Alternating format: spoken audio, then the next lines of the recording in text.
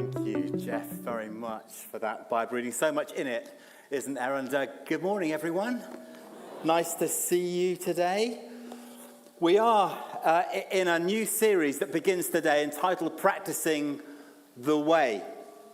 And over these next few weeks, going to be talking a little bit about some specifics to do with practicing the way. And my job this morning is really to kick us off in thinking about practicing the way of Jesus, and to frame what the next few weeks are going to look like for us as we have an opportunity to not just think about things, but to put into practice. You know, when I was 12 years old, my dad gave me a guitar. My background is slightly odd. For years, I wondered what on earth I was going to do in life. When I was at school, I could never figure out what I was going to do. I knew that I loved music. I knew that I liked people. I knew that I liked to communicate, but none of those things seemed to fit anywhere. But God seemed to have a bit of a plan in that. But when I was 12 years old, my dad gave me a guitar. I spent my childhood in various nightclubs and jazz clubs and pubs, because that was my dad's job. He was a jazz musician. He played banjo in a trad jazz band, which is awful. That's my teenage self speaking. I was never a great fan of trad jazz, but I did have to spend my early years with my dad in various clubs, and occasionally he would say to me as the years went by, give me a guitar and say, come on, get up and just do something.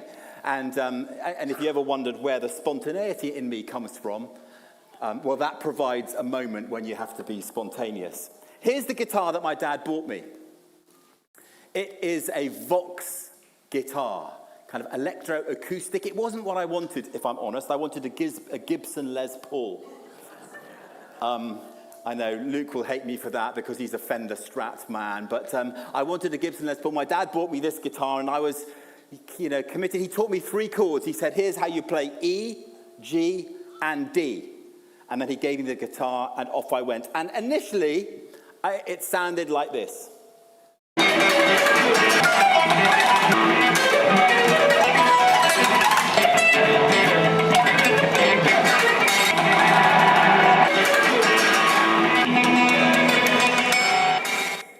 Name that tune.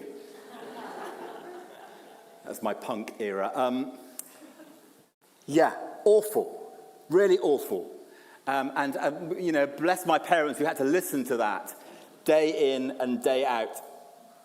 But after a number of years of playing, eventually it started to sound... Are you getting some feedback, by the way, from my mic? Can we sort that, do you think? Sounding a bit off-putting. And particularly when you're about to hear something like this. So this is what it sounded like after a few years. You ready? Join in.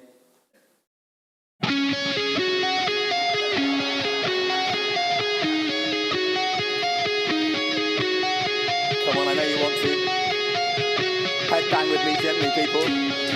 And 1, 2, 3, 4.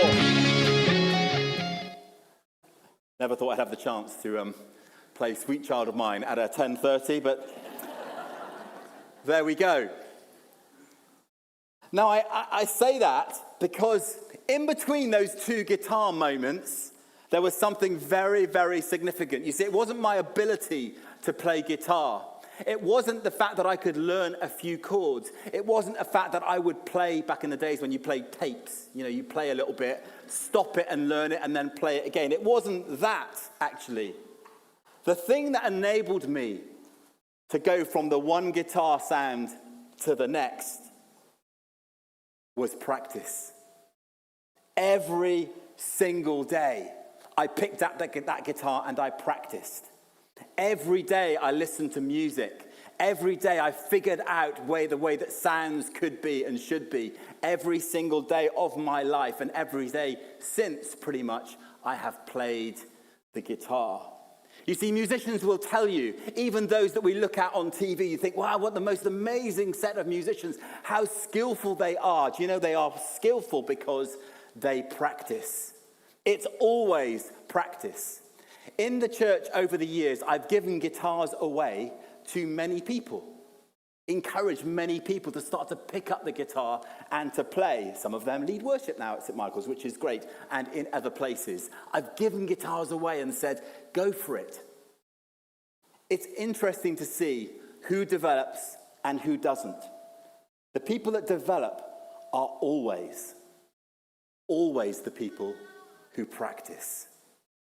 Every day they play, they keep playing, they try different things. They'll come back and they'll say, how did you play that thing? How did you get that chord to sound like that? They practice, and they practice.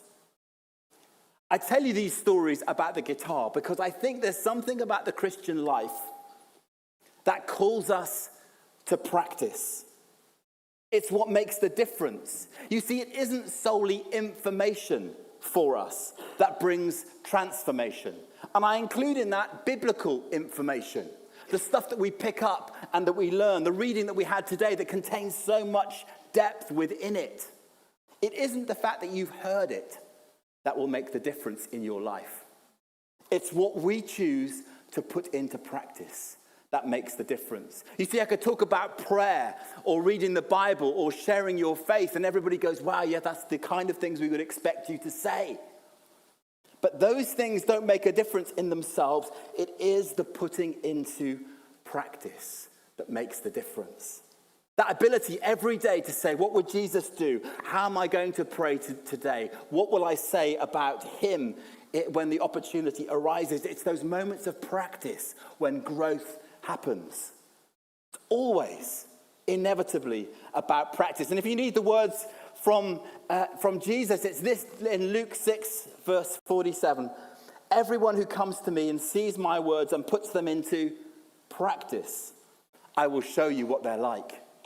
And Jesus then builds that amazing picture, doesn't he, about a person that builds their house on rock, digs down, gets the foundations right, and builds their life on something solid, and the person who just builds it on sand. And then when the tough things of life come along, things just fall away. Jesus says, put these words of mine into practice. And literally the word that Jesus uses here is a word that means make happen. Make it happen in your life. Do something with what I'm talking to you. Or the Greek word literally means activate. I love that thought. Jesus says to us, activate your faith. Not just think about it or hear it, activate it. Could we this morning be activated in our faith? To not just think about the Christian life in following Jesus, but in doing the things that will enable us to live that life well. Dallas Willard, famous author and writer, wrote this for churches. He said, wouldn't it be amazing if in the context of a church there was a curriculum of Christ-likeness? Because it's that we're called to, people. To be like Christ. That's what being a Christian literally means, to be like Christ. We aren't called to be Godians or Niceans or Church of Englands, Anglicans. We're not called to that. I mean, those things can help sometimes, being in a church denomination or a church setting. It helps us grow, of course it does. But we're called to be like Christ. I wonder whether you feel that you've gone as far as you can go, that somehow you've expended all the teaching that you've heard. You've heard 1,000 sermons or given 1,000 sermons. You've reached a spiritual level where you think, that's it, I can go no further. Or maybe a spiritual roadblock where you think, I can learn no more, I can't press through from where I am. Or maybe you're simply hungry for more. This series is for you. This series is for you to help us activate our faith so that it makes such a difference in our lives that other people will see what's going on and come to faith in Jesus themselves. A curriculum of Christ-likeness. Here's how it's going to work. Over the next few weeks, we're going to be providing a series of teaching We're accessing resources. We're going to release those resources already to life group leaders and small groups, so that in community we can start to talk about some of these practices, which I'll explain a bit more about in a second, to think about what it means to practice living the Christian life. And when we practice, to then come back to our small group and say, how did it go for you?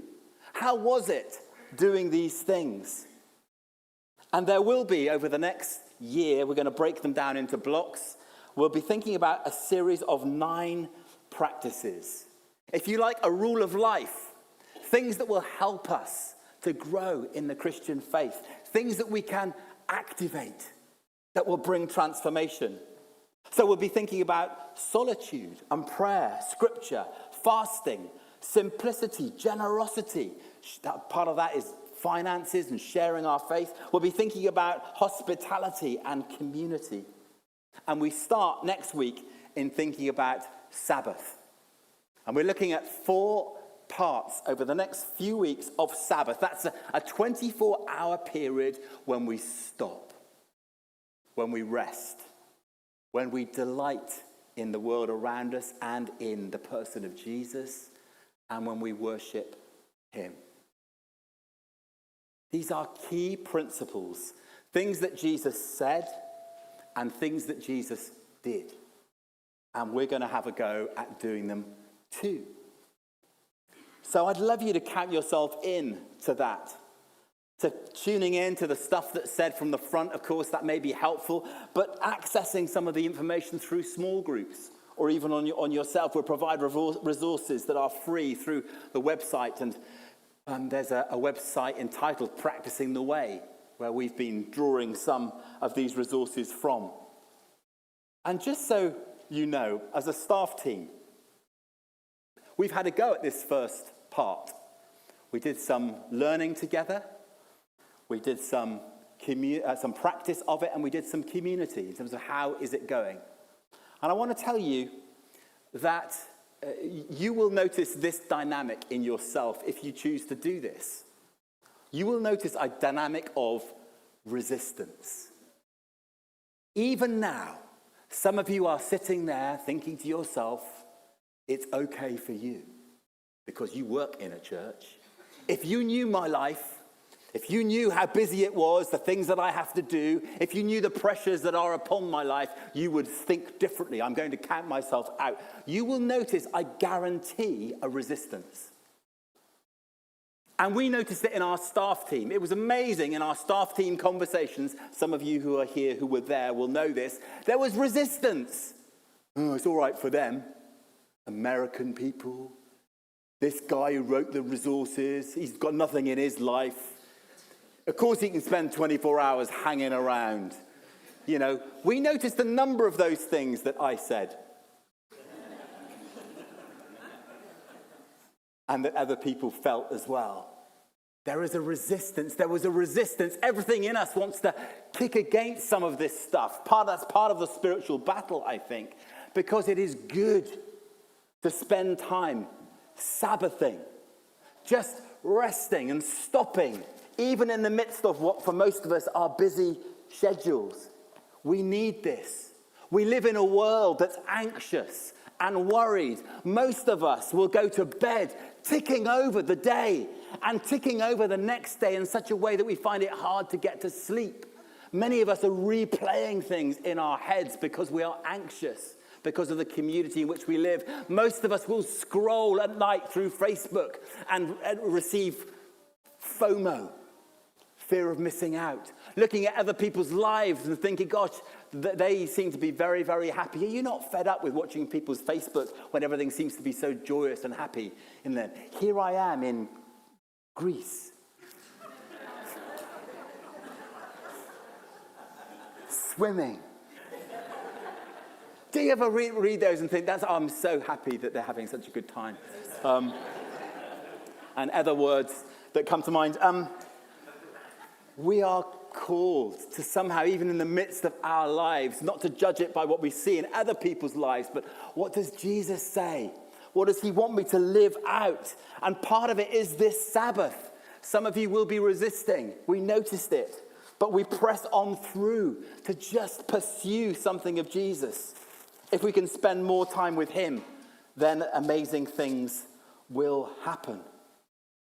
So this is how it's going to work. There'll be teaching, there'll be community, there'll be practice. There'll be 9 topics spread over the year, 4 sessions per topic, and we're starting with the Sabbath, as I said, next week. I'd love you to count yourself in. And what is the purpose of this? Let me take you back to Luke chapter 6. What is the purpose of this? It is, firstly, to be with Jesus. It's fascinating to me that when Jesus appointed the 12 disciples, in Mark chapter 3, verse 14, it says, he appointed the 12 that they might be with him. That was their primary calling. And the word here in the Greek that's used, that we translate as appointed, is the same word as practice that we hear about in Luke chapter 6. It's the same word. So Jesus here, it says, he activated the 12 that they might be with him. He activated them. You see, we think about it as appointing to a role. He appointed them to this role of disciple. I now name you disciple. And they must have gone, amazing. Does anybody know what a disciple is? It wasn't about position or roles and responsibility. It was Jesus saying, I activate you that you might be with me.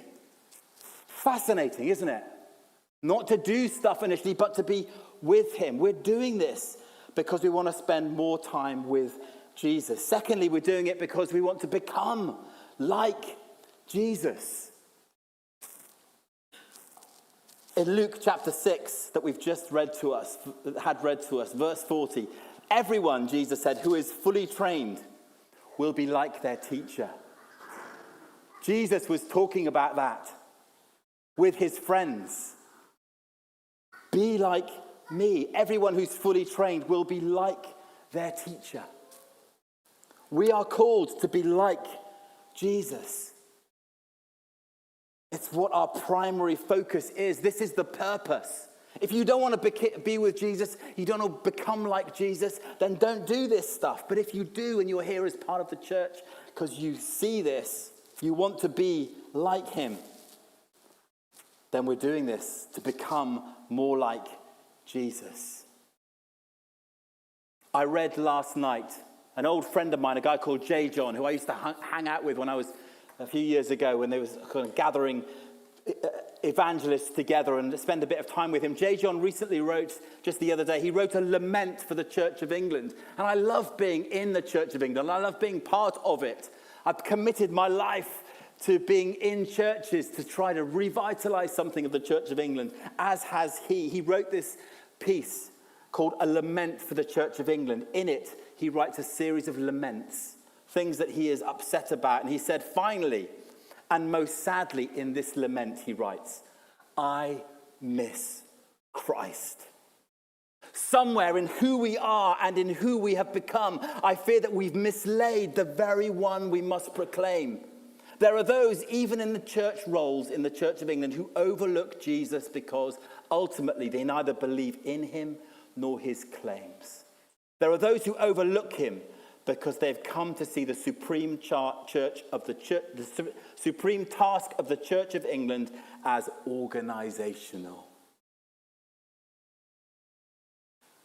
Distracted, away from knowing Jesus, becoming like Jesus. It's what we're called to. We are called to be followers of him. Everyone who gets trained as a Christian wants to be like Jesus, to do the things that he did in the way that he did them. Are you up for it? Being with him, becoming like him. And finally, we're doing this because we want to do what Jesus did. Again, Luke 6. Why do you call me Lord, Lord, and do not do what I say? When I read this passage several times this week and praying about, what do you want me to say, Lord? And there's so much that I could say and so many things that might be unhelpful and some stuff that might be, what do you want me to say? This verse stuck with me as like a prophetic nudge for the church. Maybe for our church, but for the churches across our area. Why do you call me Lord, Lord, but you do not do what I say? And then as I was looking outwards, if you like, at the church as a whole, I felt the turning spotlight of Jesus focus on me. Sigh. Why do you call me Lord, Lord, and you do not do what I say? And for you, your name, insert Andrew, Diane, Trevor, Pete, Linda, Bob, Terry, Susie, Josh, Linda. Why do you call me Lord, Lord, and do not do what I say? The spotlight turns on us, doesn't it? Huge challenge. And I think it's because of that challenge that we are doing what we're doing in this next little season. To take some time to assess what God is calling us to and to rediscover the good things that Jesus practiced. The good things that he calls us to practice and to begin to have a go. It's a challenge. It's going to be bumpy. There are going to be moments when we wish we hadn't done it, but we do it because we want to be with Jesus. We want to become like him, and we want to do what Jesus did. Can you imagine a church in our nation that every Sunday set itself a challenge in the week to do what Jesus did in serving the poor, in reaching out to those who are hurting, in providing healing and forgiveness to a bunch of people that everybody else has turned their back on? Can you imagine a church that was committed to that every single day? What the nation would begin to look like. And when you multiply across the nations and your homeland, wherever that may be, can you imagine a church that every day where you're from said, yeah, I will get up today and I'll do what Jesus calls me to do. I will practice it. What a difference that would make in the world. So are you up for it? A bit of teaching, a bit of community, discussion and support, and some practice, practical actions that we are then accountable for. It isn't information, folks, that's going to transform you. It will be the practice. It will be living it out. And we need each other for this stuff, don't we? We need each other to encourage and to strengthen, to rebuke and to set us on the right path. So that's where we're going in the next few weeks. If you're up for it, see you next week. If you're not, see you in a month. Because I think it's going to be fun, and it's going to be challenging, and it's going to be Jesus-centric. And that's what the church is called to. Why don't we stand as we pray together?